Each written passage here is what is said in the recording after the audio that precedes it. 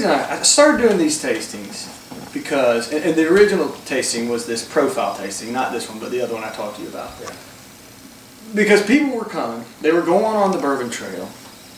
They would go to one distillery and finish it up and get the half-ounce sample and get in their car, and you know, an hour later, they're through another distillery and they get their half-ounce sample. Yeah. And they, you know, Yeah. and I would then come back and I'd say, well, what did you like? Well, you know, Woodford was beautiful, and well, they're doing a lot of construction at Wild Turkey. And, you know, you get those kind of answers, and it was kind of like, well, which bourbon did you like? And it's kind of like, oh, well, you know, that ended up being kind of an afterthought. Like you do the tour, you get a, you know, just, you know, you take your shot and you're off. Yeah. It's hard to compare. Right, and that's exactly right. I like when I finish one bottle and then start another one, and you can have one sip out of one and one sip of the other, and you can really taste them. But if you try to do it a week apart, sure, or even an hour apart, you can't compare one to the other. So that like that.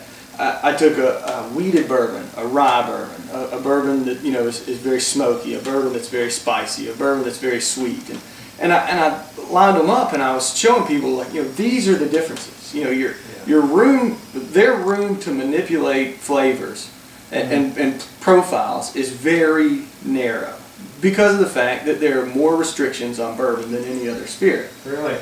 So they all start out the same? Well, they have, you know, I mean, basically, you know, it has to be 51% corn. It has to be aged in new charred white oak. Okay. It has to be aged for a minimum of, you know, 2 years or so.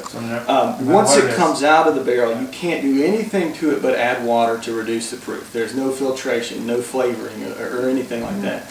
So, you know, you run into this where essentially everybody has to play by these very strict rules, and so they only have a little bit of wiggle room to make your product taste different than your product. Yeah. And the differences can be subtle enough that if you take a half ounce here and then an hour and a half later you take a half ounce there, you can't pick it up. And so what I wanted to do was to give people the opportunity to try to say, this is what they focus on to get this.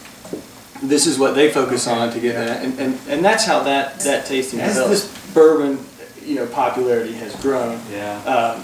You know, we've been very fortunate that because we have so many guests that are out of state, you know, traveling, the distributors are very good about allowing me to get my hands on a lot of this really rare stuff. And originally, you know, you put this rare stuff on the shelf, and people are drinking it up like that. You know, I mean, it's, oh, they've got it, I want it. Yeah. You know, 2 guys that come in 3 nights in a row and you're gone, and it's gone.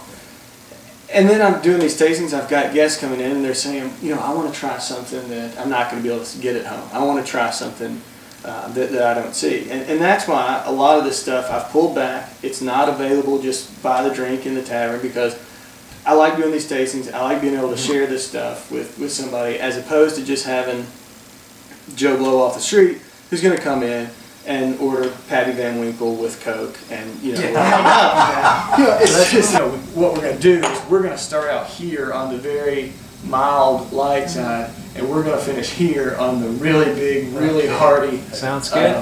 You know, much stronger side. Blanks, right? Blanks.